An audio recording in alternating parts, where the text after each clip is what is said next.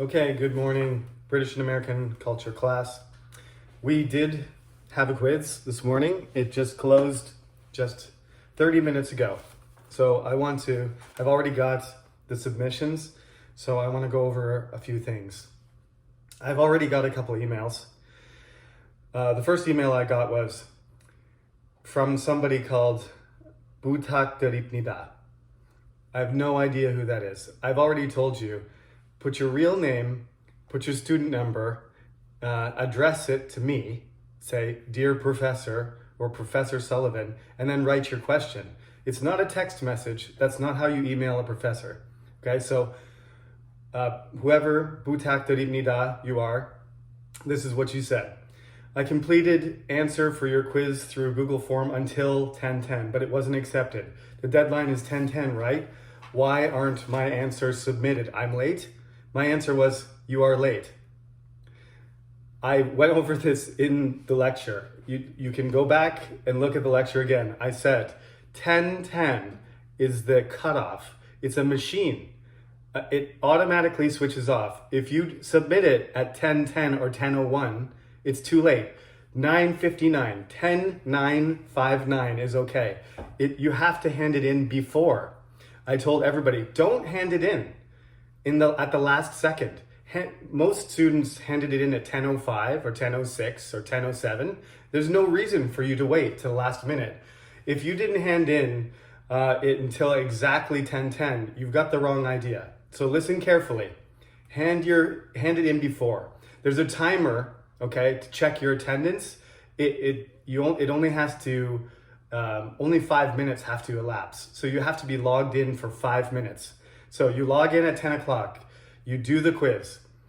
I don't even care if you stay there for 5 minutes, but stay there for 5 minutes. At 10:05, if you're done, hand it in. If you need a little bit more time, keep going, but don't wait until after 10:09. Once it hits 10:09, submit the form or you get 0.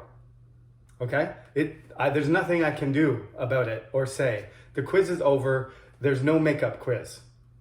The good news is, I'm only going to count 5 out of 6. So for whoever that person was who didn't email me their student number, so I don't know who they are, whoever that person is, they missed the first quiz and they got 0. But if you do the next 5, that 0 won't count. Okay? I'm taking the top 5 grades out of your 6 quizzes. One of the reasons I do that is because the first quiz, people are confused, people are freshmen, they haven't done English tests very often, so mistakes are made. So you get what they call in golf a mulligan. You get to do a do-over, okay? So don't worry about it.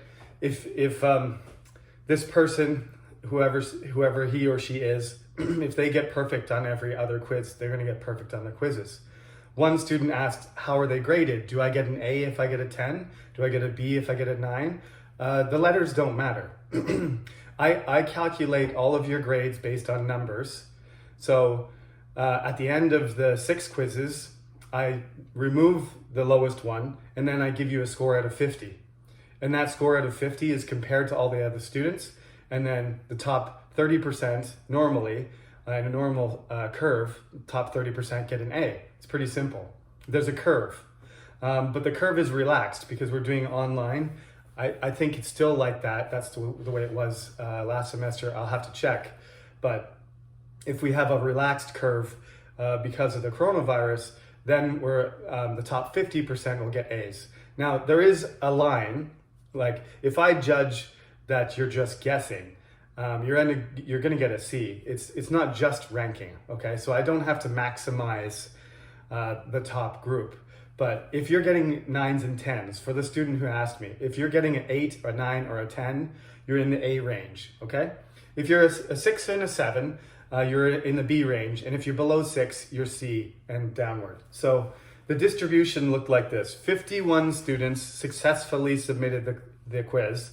I suspect a few people had technical problems or were late, but 51 were accepted. So that's 51 out of 70. That's not too bad. That's what happened last semester too. About 20% of the people just didn't manage to do it. They didn't follow instructions, they just skipped, or they made a mistake.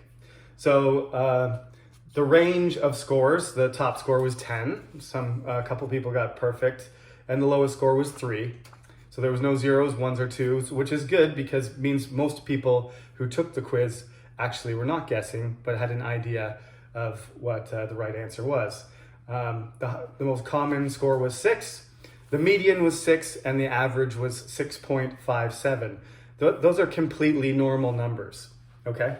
So, like I said, if you got an 8, a 9, or a 10, a 9 or a 10 is an A plus, and an 8 is an A, basically, for the student who is asking. But don't worry about that. It's going to be the average of your scores is going to give you the letter grade, not each particular score. I don't give letters for each quiz. Okay, now one more thing I might add. The Cyber Campus doesn't seem to work very well on Chrome. I usually use Chrome for everything, Google, but it doesn't seem to work very well with the software from Chungnam. So I highly recommend that you use Microsoft Edge. I use only 2 browsers. I use Chrome for everything, and then for Chungnam stuff, I use Microsoft Edge. So I'm also a student. I'm doing my PhD. So when I log in to submit my stuff and watch my lectures and do my assignments the same way you do, I use the Microsoft Edge browser, and I don't have any problems. So if you had some sort of browser issue, give Microsoft Edge a try and see if that solves your problem, okay? Okay, now that's it for the first section. As you know, we're gonna have 3 quizzes before the midterm, so we're going on to the next section, which is, I think it's my favorite section. I know the most about the 3rd section, but this section is exciting and interesting to me because it's the age of chivalry.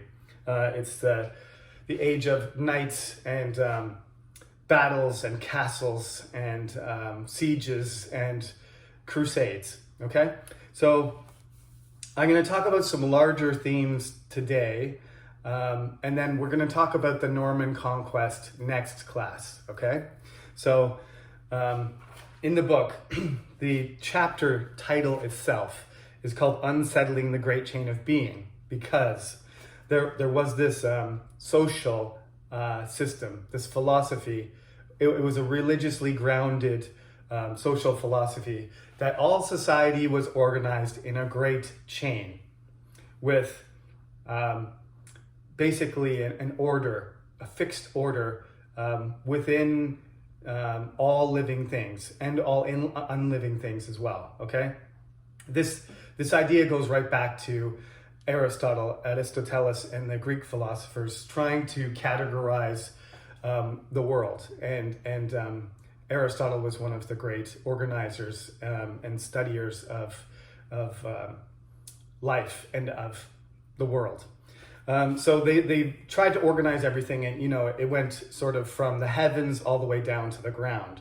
And up in the heavens, of course, at the very top would be God, and below him, angels and saints, and then earthly beings below that. And the highest of the earthly beings would be of the humans. But within the humans, we also have rungs in this ladder, levels of links in this chain. And at the top, there would be the Pope and the King, and then the clergy, the archbishops and cardinals and dukes, barons, earls, counts, all the aristocrats after that, and then the middle class, landowners, traders, tradespeople, and working class in the middle, and then the poor people and the slaves, and then animals, and then orders of animals, right down to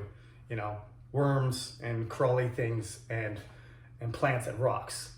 Okay, and this sort of ordering of the universe, this idea was supposed to provide social stability, and that if you were born a peasant, that's where you belonged. You weren't supposed to, expect to, be born a slave and then grow up and learn how to be a blacksmith, and then your son get a good education and become, a merchant, and then his children marry a prince. You weren't. This is the kind of thing in modern life that everybody wants. Everybody wants, their children to supersede them and to have opportunities and chances and to have social mobility. Now, sometimes this did happen, but it was very rare, okay? And so the chain of being was really in the background of all the teaching in the Catholic Church. And this is one of the reasons why, even though kings and queens really had a lot of friction, as we will see, struggled with who was more powerful, the church or the king. There was a lot of power struggle between the Roman emperor and the Pope, for example, and the Archbishop of Canterbury. We'll talk about an example of this, which gets pretty violent, between the King of England and the Archbishop of Canterbury. It's like, who has control over what, and who is actually higher in the ranking. This is a sort of medieval issue, and it's very important to British culture, because the way it ends up, there's no revolution, although the book is called Evolution and Revolution. But this is one of the reasons I say evolution, is because there's these steps that happen that gradually disconnect the role of the church from and its control over society. But that's what makes it medieval, is that in the medieval period, everything revolved around the church. Everything revolved around the institution, the hierarchy and the rules and the doctrine and the ceremonies and all the literature and the cues came from Rome. The Church of England was very much a part of the Catholic Church. It's hard to imagine now. A famous historian who did some great documentaries that I used as primary sources for my book, Simon Shorma, did a great, very, very interesting documentary series called The History of Britain. And one of the episodes, he asked the question, whatever happened to Catholic England? Because England was very Catholic. The way that Spanish or Italians were, I'm not sure if it's still that saturated, but the way Spanish and Italians were hundreds of years ago, that's the way England was 1,000 years ago. Very much attached to the Catholic Church and very dedicated. Each small area had a parish, and they had a pastor, and there was monasteries. There were thousands of monasteries, and they studied in Latin, and they read the Bible in Latin, and they believed very devoutly in the importance of attending church, tithing, giving money to the church, and attending services and being part of the community. If you didn't go to church and you didn't participate in some way, you were an outsider. If you got sick and you died and your children were orphaned, the church would support them. Your neighbors would support them, and the church would support them.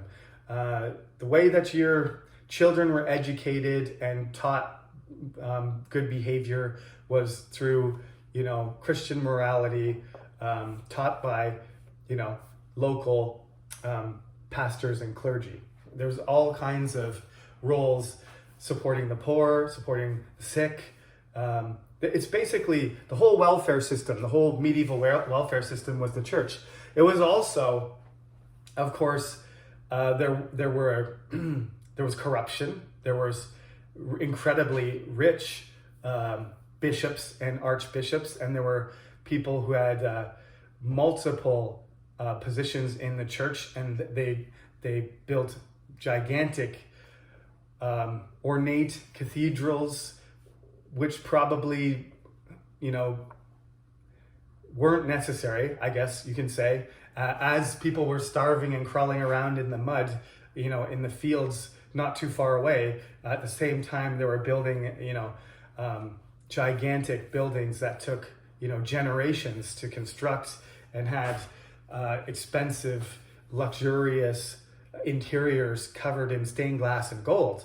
There's a little bit of hypocrisy there. You're building a magnificent, beautiful church that looks like a king lives there. It's a house of God, but the question really was, what about the people? What about the people? There was a certain amount of support, but there's different kinds of churches, and the ones in the countryside tended to be closer knit to the community and more oriented towards helping people. And this is an important aspect of medieval life, that the church was the town hall, it was the hospital, it was the school, it was the center of medieval life, okay? So everybody was religious.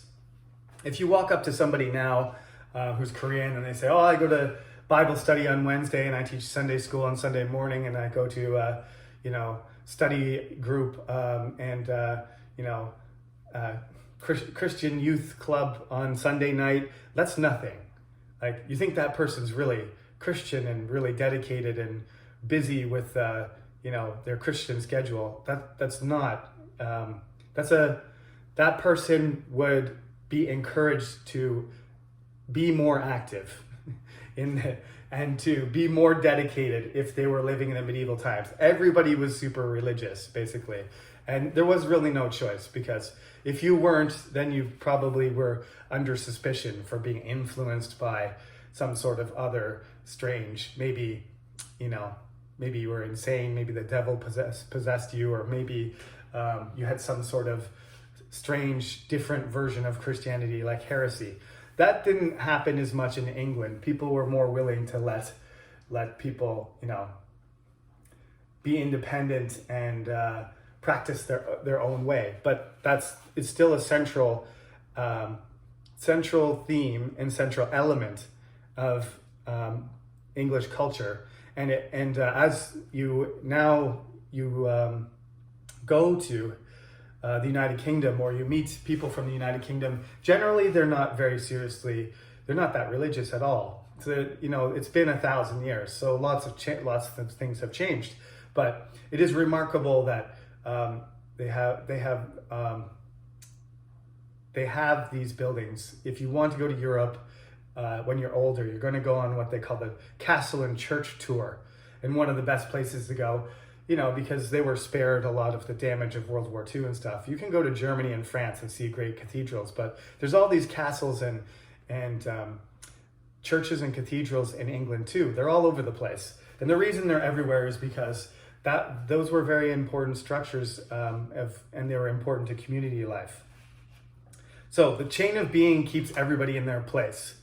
The church is at the center of your life. So everything you do is oriented around that. And in medieval times, people didn't travel as much. So you might live your whole life without going very far. You might go, 100 kilometers in one direction once or twice, every few years to go to the big city, which might be something not that big. Like, you might be in a village and never to leave the village, or just bring every time there was a festival or a fair to sell some goods. You might be selling pots and pans or shoes or leather or wood or something like that. And you might have to travel 25 kilometers or 30 kilometers to a bigger town to attend this medieval fair and then sell your stuff. But this would be a rare thing. You spent most of your time with the same people for your entire life. So that's what English medieval culture was like. That's on page 69. It kind of explains how everything revolves around the community life but it's a philosophy too. They do believe it. They do believe God is in everything and everything happens for a reason. This had spread, by 1000 AD. Basically, only the fringes of Europe are still not Christianized. There's some, Baltic states like over in Estonia and so on, Latvia and on the edge of Eastern Europe. There's some places there that still are pagan, but the Vikings are gradually turning Christian now through their contact with France and Germany and England and Scotland. They're kind of getting the Christian feedback effect, and they're shortly going to become Catholic and then turn Protestant after that. So basically the entire foreign, even beyond the former Roman Empire, is Christian, except the southern parts of the Roman Empire have now become Islamic. So another fundamental thing, it doesn't affect England as much as it does France in particular, and that's why these kingdoms that are created by the Crusades are called the Frankish Kingdoms, because they're largely the largest groups of soldiers and knights and warriors and pilgrims that go to the Holy Land are from France. But if you don't know what the Crusades are, let me just basically tell you. This is shortly after the Norman invasion. So remember, next class we're going to rewind for a second, because we're talking about larger themes from the medieval times right now. You can also call them the Middle Ages if you prefer. We don't usually like to call them the Dark Ages anymore because they're not really that dark.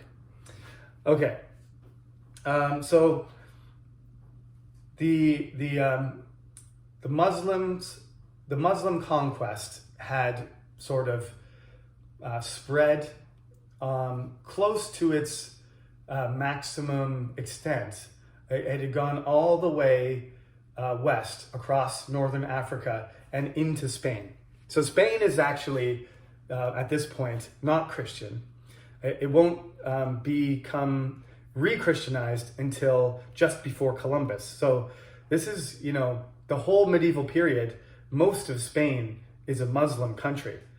It's easy to forget that because Spanish people seem to be used as kind of, the prototypical or stereotypical Christian warrior.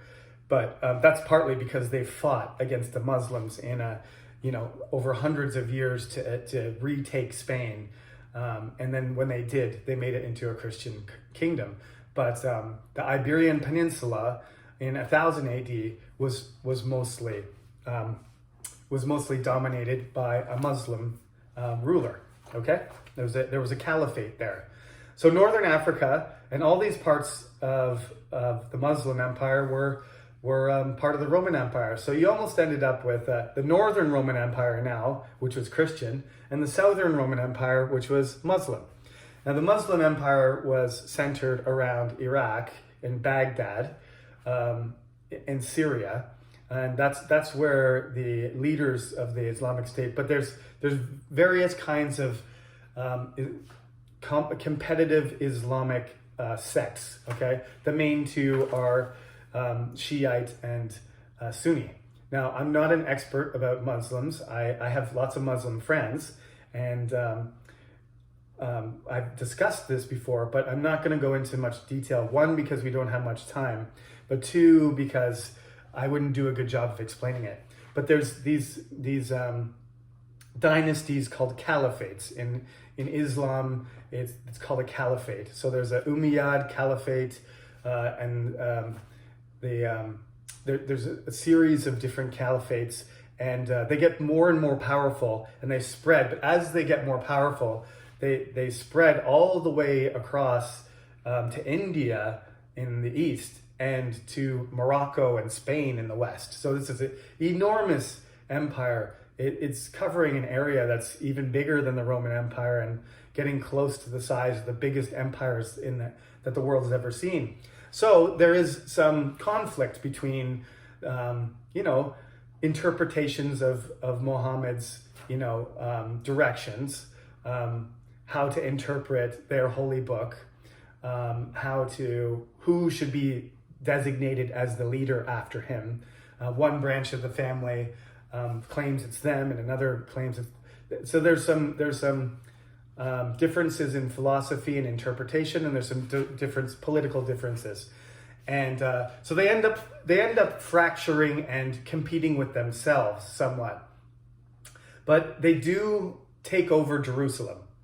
They do take over the Holy Land. They take over the area that was Israel Judah, Lebanon, Syria, all of that area, they conquer it, right? At this point, there's still a place called Constantinople, which is the Byzantine Empire, but it's getting weaker and weaker. And these are the Eastern Romans, but they're unable to protect the Holy Land or any of their, basically any of the land east of Turkey. They're not strong enough to do that. And different tribes of people, Syrians, Egyptians, Saudis, Kurds, Turks, all of these ethnicities, they fight each other, but they're all Muslim. And so they also combine armies with these different groups of people. And they're, what can I say? They're numerous, they're skilled warriors, they're led well, they know how to fight in the terrain, and they win, they conquer everybody until they get to Constantinople, and then they get stopped. So the Pope decides that he wants to stop this Muslim invasion of Christian territory. Especially, he wants to get Jerusalem back. He wants to get the whole Holy Land, Bethlehem, Jerusalem, Galilee, all the places where Jesus grew up, because this is the most important place in the world to the medieval people, to all medieval people who are Christian. The center of the world is Jerusalem. Even when you look on a map, and in the map these days, you got the center of the world is the Atlantic Ocean. You got the Western world, right? And it's very Eurocentric.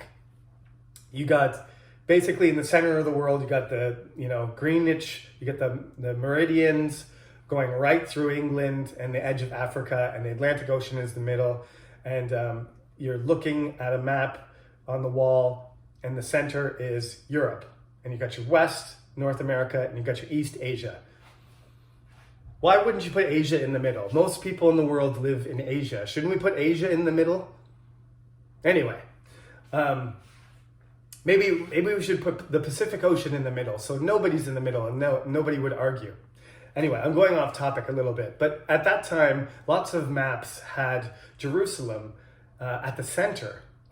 It seemed like the center at the time, because nobody knows about the Americas yet. So right at the intersection of Africa and Asia and Europe is Constantinople and Jerusalem. And Jesus was born in Jerusalem, so maybe that is the center of the world. That's the intersection of the great continents. So it made sense. And they wanted to reconquer that. They wanted to get that territory back. So there was a call for crusading, which is a little bit of a problem because, originally when Christianity spread, it was through non-violence, right? When the Romans were persecuting him, they didn't take over Roman religion by force. What they did is they refused to stop practicing their religion, even though people were throwing them to lions and burning them and hanging them on crosses. They refused to practice, and through passive resistance and dedication, and through example and martyrdom, they spread the religion all over. And eventually, Romans started using it as, symbols of their divine right, essentially.